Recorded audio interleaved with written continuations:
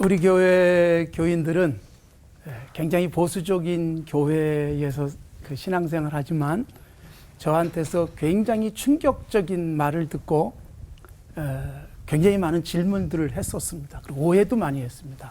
제가 이렇게 말을 많이 했습니다. 여러분, 교회 너무 열심히 다니지 마십시오.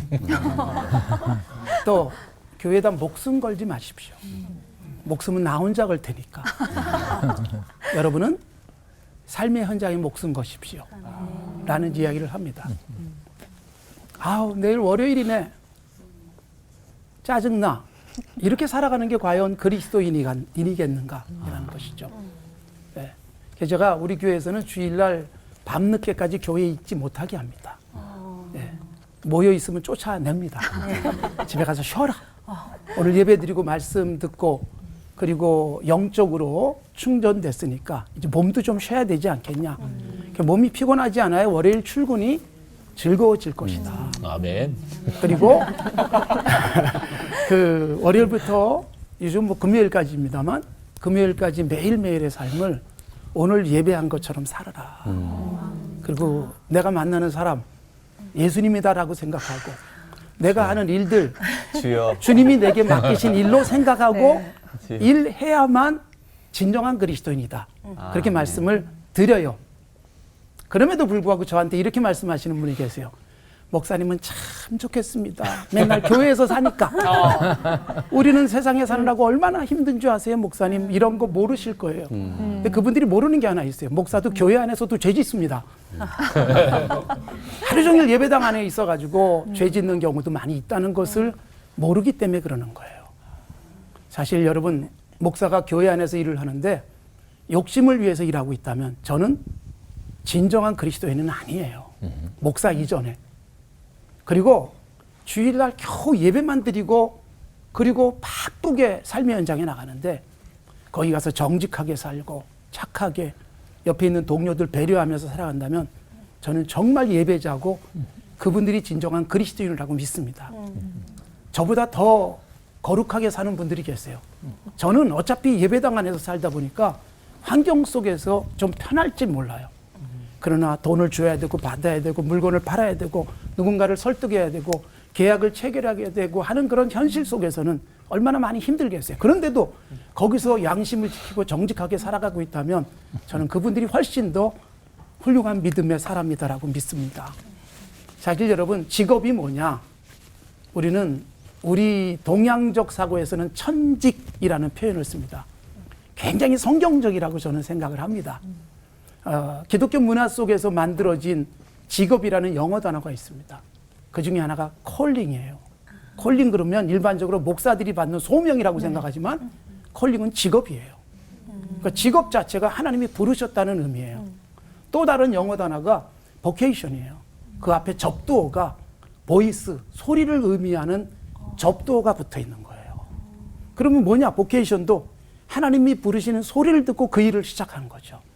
그러니까 이 땅에 있는 모든 직업이 하나님의 부르신 소명으로 하나님이 부르셔서 나를 보내신 곳으로 생각하고 열심히 일해야 된다는 것입니다. 작은 일을 할지라도 이게 뭐 연봉이 얼마 안 돼도 심지어 시급이 얼마 안 돼도 하나님이 나를 여기다 오늘 앉혀놓으신 뜻이 있어 라는 생각 속에서 일을 하면 그 사람이 정말 하나님이 주신 자기 자리 지키는 거죠. 우리 미션 그러면 사명, 미셔너리, 선교사 이만 생각을 합니다. 그런데 미션은 일반적으로 우리의 임무예요. 임무. 저는 산정인교회의 목사로 임무를 주셨어요. 그래서 저는 그 미션을 감당하는 거죠.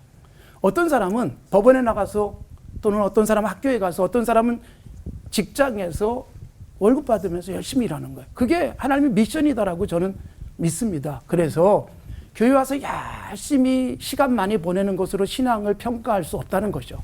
진정한 신앙은 예배당 문을 나서면서부터 점검할 수 있고 확인되는 겁니다. 내 직장에서 옆에 있는 사람들이 나를 뭐라고 인정하고 생각하는가. 야, 저 사람 믿을 만한 사람이야. 저 사람하고 대화하면 잘 통해. 날 잘 이해해줘. 저 사람에게 일을 맡기면 확인할 필요도 없어. 그게 진정한 그리스도인이지요. 진정한 직장은 그리스도인의 가치를 구체적으로 실현하는 곳입니다. 아멘. 말씀을 들었어요. 예배를 했어요. 예배의 감격, 말씀을 통해서 얻은 지식과 그리고 믿음을 구체적으로 풀어놓을 수 있는 곳은 직장입니다.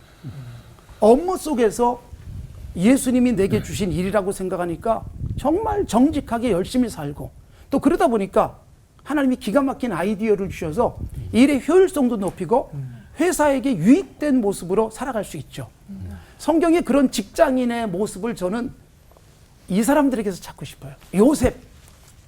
요셉은요, 노예가 됐습니다. 졸지의 노예.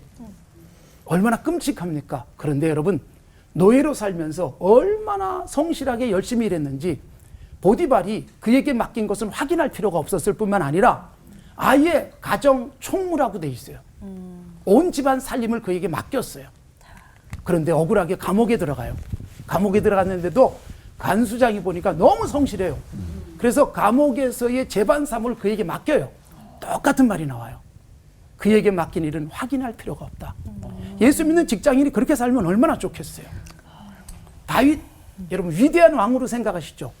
대단한 저는 직장인이라고 생각합니다. 어떤 면에서냐? 양을 칠 때, 아버지의 양을 칠 때 목숨을 걸었어요.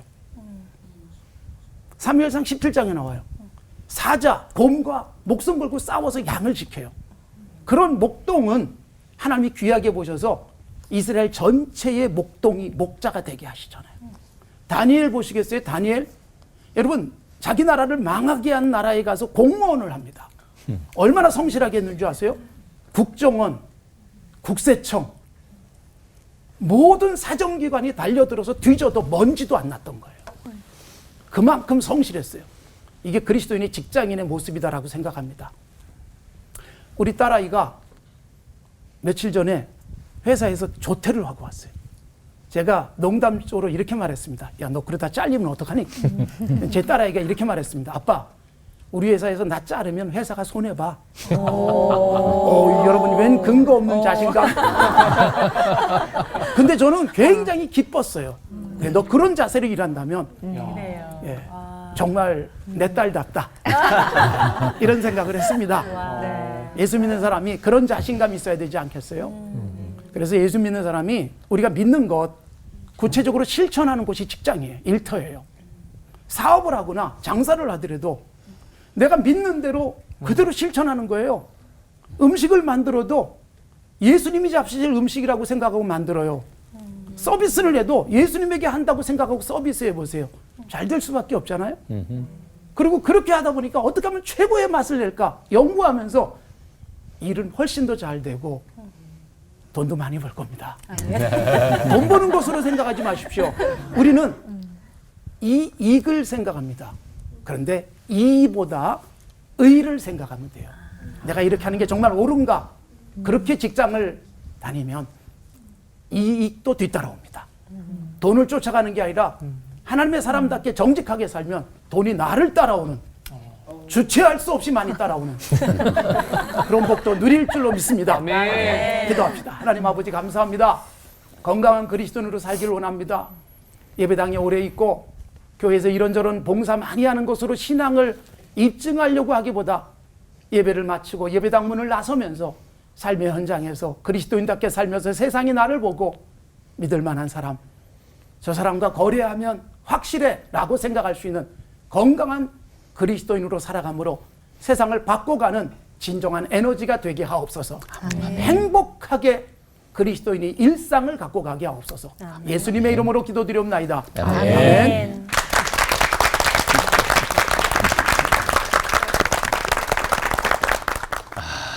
재미있는 설교는 이제 끝났습니다. 사실은 목사님이 뭐 직장 생활에 대해서 다 말씀하셨어요.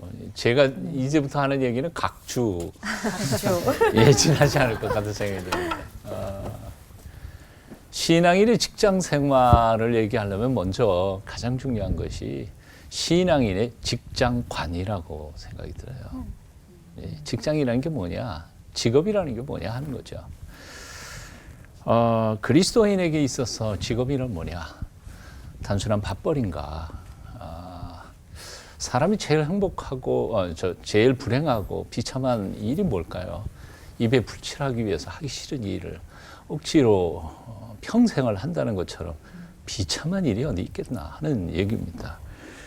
신앙인에게 있어서, 그리스도인에게 있어서 직업이란 이것과 관계가 있다고 생각해요. 본인이 가지고 있는 세계관, 인생관, 사생관, 죽음과 삶에 대한 이야기, 이런 것들과 전체 관계에 대해서 결론부터 얘기한다면, 우리는 우리 마음대로 이 세상에 오지 않았잖아요. 하나님이 우리를 보내셨어요. 근데 하나님이 우리를 보내실 때에는 분명히 나를 통해서 뭔가 당신의 일을 하기를 원하는 어떤 일이 있어서 보내신 거거든요. 그걸 가리켜서 바로 사명이라고도 하고 소명이라고도 하고, 아까 목사님 말씀하셨던 것처럼 vocation, vocal, 이 불러내셔서 일거리를 주신 거죠. 그러니까 신앙인에게 있어서 직업이란 단순한 밥벌이가 아니라 나를 이 세상에 보내신 하나님이 나를 통하여 하시고자 하시는 일을 해드리는 통로가 바로 직업이 아닐까 하는 생각이 든 거죠. 그러니까 질문은 이렇게 해보는 겁니다. 나는 누구인가? 그리고 하나님은 나를 왜 이 세상에 보내셨는가? 하나님은 나를 통해서 뭘 하기를 원하시는가? 그 질문 앞에 나의 직업이라든지 지금의 직업을 통해서 해야 할 일이 생각이 난다는 거죠. 첫 번째 이제 나누고자 했던 것은 바로 이겁니다. 신앙인의 직장 생활의 첫 번째 전제는 직업이 뭔지에 대해서 분명하게 생각해라. 두 번째는 이겁니다. 직업의 윤리성에 대한 거죠. 직업을 하나님께서 우리에게 주신 소명이라고 볼 때, 직업은 하나님의 뜻과 하나님의 공의를 이루어내는 통로이기 때문에 반드시 윤리적, 도덕적, 영적인 책임을 져야 되는 것이라고 생각합니다. 이렇게 질문해 볼 수 있을까요? 부도덕한 기업에 들어가서 정직하고 성실하게 일합니다. 그게 옳은 걸까요? 좀 더 다르게 예를 들어볼게요. 회장님이 비자금을 조성했어요. 근데 비자금을 관리하는 사람, 똑같은 사기꾼한테 맡기진 않을 거 아니에요. 누구한테 맡기면 좋을까요? 믿을 만한 예수 잘 믿는 크리스찬에게 맡기면. 이거는 그냥 가상의 얘기가 아닙니다.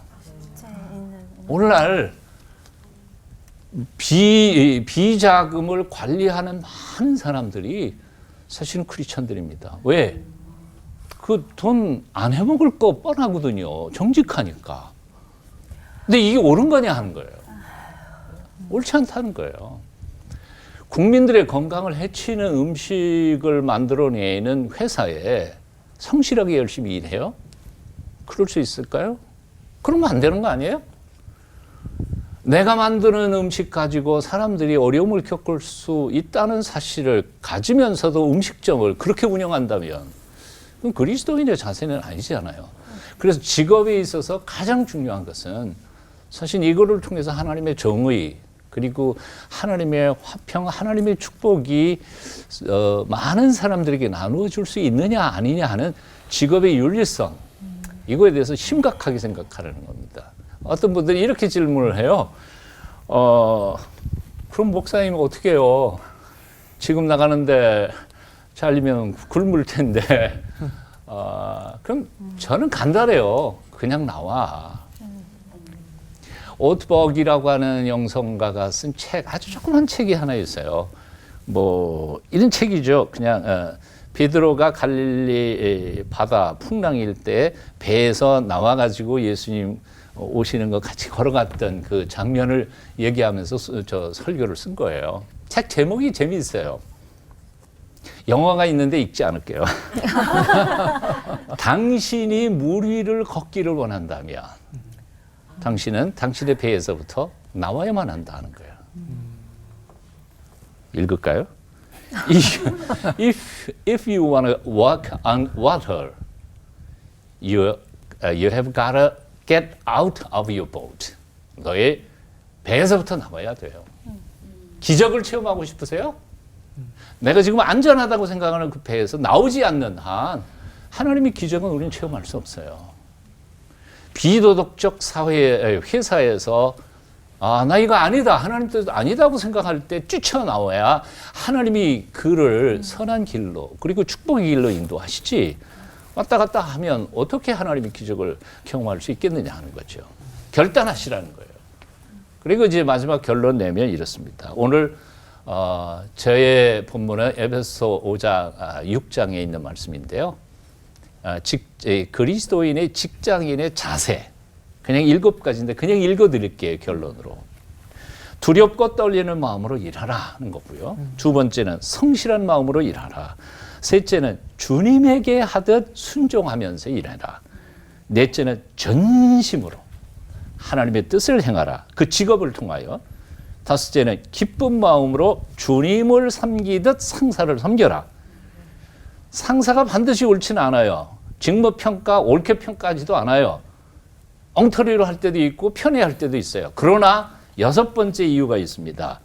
왜냐하면 그 상급을 주시는 분은 그 상사가 아니라 하나님이시기 때문이라는 거죠. 하나님이 평가하신다는 거예요. 7번째로 내가 상급자야?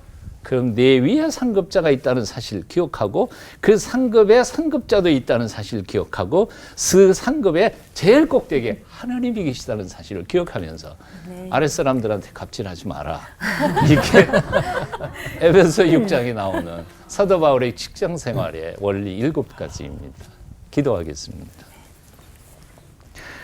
우리에게 생명 주신 주님을 찬양합니다. 이 생명이 주님께서 주신 사명을 이루기 위하여 온전히 직업으로 나타날 수 있도록 은총을 베풀어 주시옵소서. 아멘. 예수님의 이름으로 기도하옵나이다. 아멘.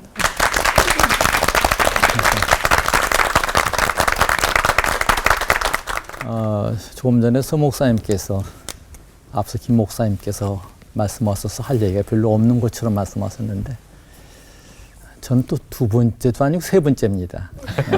그래서 아예 각주도 아니고요.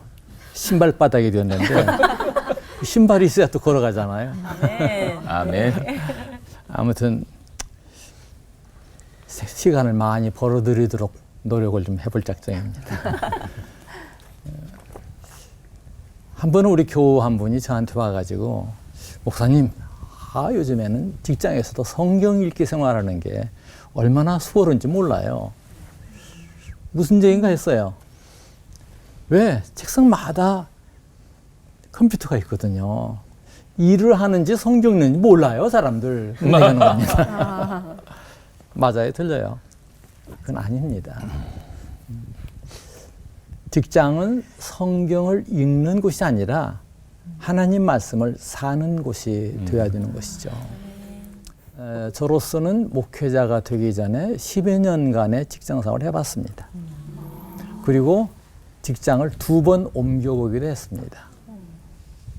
앞서 그 서 목사님께서 말씀하신 대로 어떤 가치관의 문제는 사실 별로 없었습니다.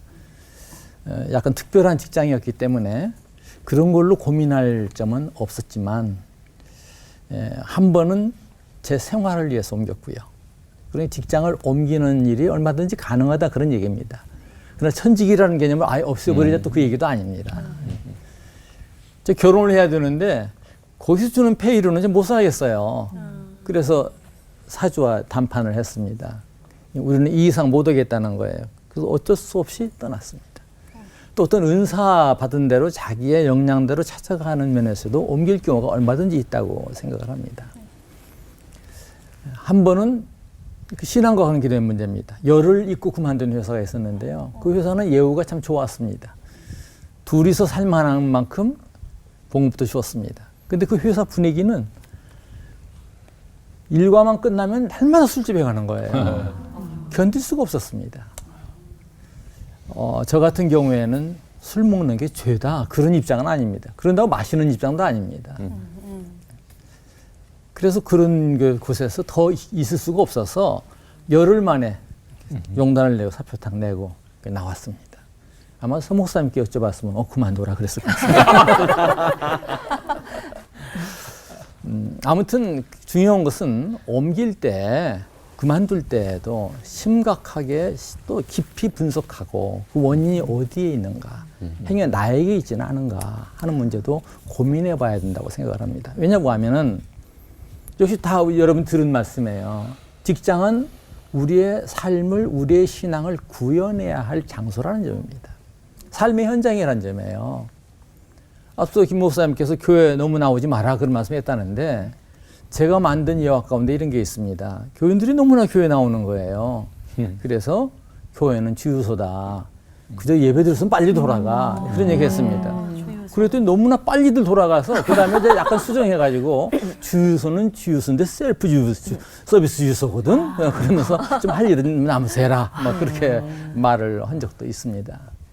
사실 오늘 교회가 우리네 교회, 한국교회 보편적으로 여기 저 산조연 교회 빼고요. 보편적으로 이 신자들을 너무나 바쁘게 하는 일거리를 많이 주는 그런 교회입니다.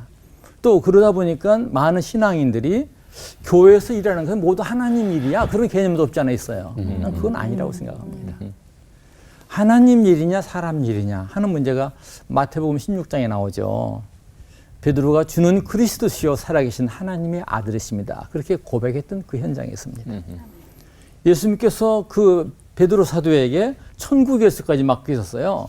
그 하시는 말씀이 나 이제 죽으러 간다, 고난받으러 간다. 그 말씀 보니까 갈아먹고 나섰습니다. 예수님께서 뭐라고 했었습니까? 사탄아, 내 뒤로 물러가라 그랬었습니다. 아마 앞을 가로막았을 거예요. 베드로서는 귀한 일이죠. 우리 주님의 생명을 보호하는 일입니다. 하나님 일 같습니다. 그런데 예수님께서 그때 뭐라고 말씀하셨어요? 너는 나를 넘어지게 하는 자로다. 네가 하나님의 일을 생각하지 않고 사람의 일을 생각하는구나. 그렇게 말하고 있습니다. 이는 하나님의 일과 사람의 일은 겉으로 구분되지 않는다는 거예요. 목사도 아닐 수 있다고 말씀하셨죠? 예. 전도하는 일을 해도, 찬양하는 일을 해도, 자기 밥 먹고 살기 위해서 자기 욕심을 채우기 위해서 일하는 사람이 있고, 비록 거리에서 행상을 하더라도 오직 아버지의 뜻을 좇아서 나 살 거야 하는 마음으로 일하는 사람들이 있다는 얘기죠. 겉모습이 하나님 일이냐 사람의 일이냐가 중요한 것이 아니라 그 사역의 중심에 아버지의 뜻을 추구하는 그런 내용이 있느냐 하는 것이 중요한 것이죠. 오늘 본문은 요한복음 4장에 나오는 예배자에 관한 얘기입니다. 아버지께서는 참되게 예배하는 자를 찾으신다는 얘기입니다. 어디 예배당에서만 찾으십니까? 아니죠. 우리의 삶의 현장에서도 예배자를 찾으신답니다. 그런 면에서 예배는 주일날 예배 드릴 때만 예배가 아니고 우리의 삶 전체가 예배가 되어준다는 얘기예요. 저는 종종 그런 얘기했습니다. 같은 말씀입니다만 표현만 좀 다르지. 주일날 우리가 예배하는 것은 서론이고 본론은 월화수목금때 찾아라. 종종 했던 얘기 중에 하나입니다. 근데 오늘 많은 교인들 어떻게 합니까? 교회에서 행복하게 예배합니다. 돌아갈 때는 아유 예수님 안녕히 계세요. 다음 주에 찾아오겠습니다. 밖에 큰일 납니다. 위험해요. 꼭 계셔야 됩니다. 제가 다음 주에 찾아오겠습니다. 꼭 그러는 것만 같아요. 와서 내 제멋대로 살다가 주일날 회개요. 가슴침이 없으면 회개가 아닙니다. 저는 아버지의 온전하니까 또 너희도 온전하는 말씀에 대해서 굉장히 충격을 받았습니다. 젊은 시절에 그랬어요. 아니 어떻게 온전해질 수 있어? 주님께서도 아셔. 내 마음에는 온유로도 육신이 약하구나. 그랬어요. 나중에 알고 보니까 그 내 마음에는 온유로도 육신이 약하다 하는 말씀도 그 뒤에 뭐예요? 그러므로 깨어서 기도해라 말씀하고 있거든요. 우리 온전하지 않은 거 알고 계세요. 그렇지만 거룩한 명령, 성경의 전체의 큰 명령이 내가 거룩하니 너희도 거룩해라. 주님의 표현은 하나를 아버지의 온전하신 것 같이 너희도 온전하라. 그 추구가 왜 필요하냐? 불가능하다 주저앉는 사람은 이미 체념한 사람이에요. 그런 사람에게서 가슴 치는 회개가 나올 수가 없습니다. 주님께서 명령하신 현재 명령이에요. 내가 이걸 해야 되겠다 하고 최선을 경주할 때 비로소 가슴 치는 회개가 나올 수 있습니다. 교회에서 하는 일만이 하나님 일 아닙니다. 교회는 교회대로 좀 일을 좀 덜어주는 그런 배려가 있어야 된다는 그런 생각입니다. 그래서 우리가 삶에 충실할 수 있도록 해야 되지 않겠나. 또 직장에서 우리가 생활할 때 주의해야 될 것도 있습니다. 너무나 점령자적인 개념으로 가지 말았으면 좋겠어요.